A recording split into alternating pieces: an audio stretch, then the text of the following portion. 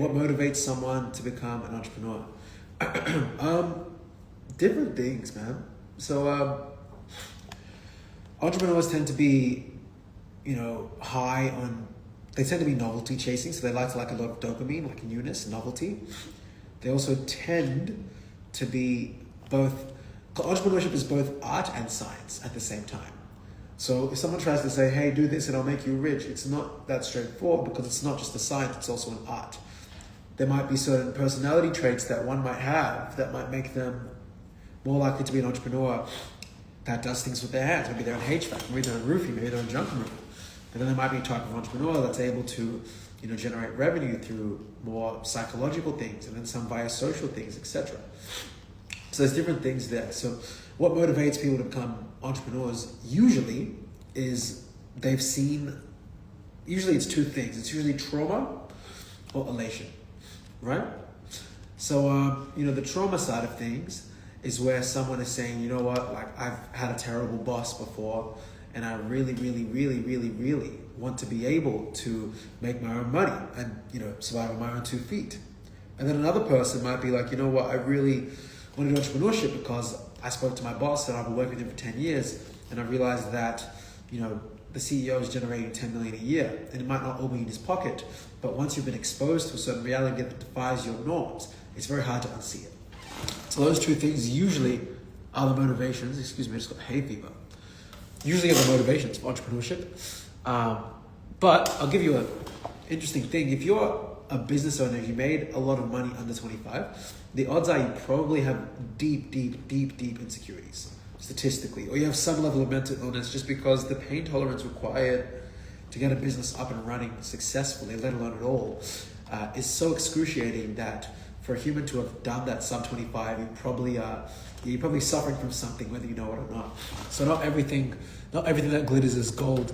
Okay, the other question, why is financial management important? Well, I think it's obvious, like essentially a lot of people sometimes will over-focus on revenue but not profit. And, for me, definitely there's seasons where you have to focus on one or the other. When I was, in my early 20s and I was growing my company, we were doing 20 or 30K a month while I was still working corporate. At that time, I was actually the most liquid. At that time, I could go out, spend back then, this is the amount I put in, $1,000 a week into savings or stocks or even more, or a couple grand a week. And I could still go out, blow some money on the club and dinner and shout out my friends. But now I'm at a stage where I will spend 30K a week, but not on being reckless, just on stuff, because I'm trying to invest into A players and hunt good A players around the world. A couple of my staff are going to make in the multiple 6 figures this year.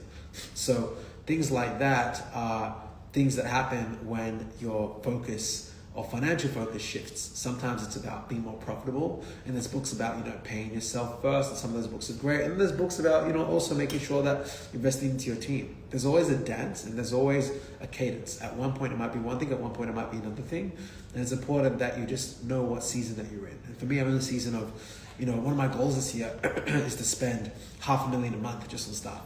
And at this rate, I think we're going to get there. So, yeah. Thanks, Zen, brother. Hey, man, I'm still learning. This is just a process. What's up, Mila? What's up, Skype? My brother, good to see you on the call. Okay, how do entrepreneurs balance risk and reward? That's the simple answer is trial and error. I've read at this point probably a couple hundred books, and I've done at least 100 to 200 courses online, right? From marketing to sales to e-commerce to NLP to personal development to speaking more clearly to Facebook ads to Snapchat to buying Instagram pages, right? And no matter how many Simon Sinek books you read on managing people, or how many EQ books you read, or how many strategy books you read from Robert Greene, right? Or by 50 Cent, ultimately it's not until you're in the arena that you actually really know what's going on.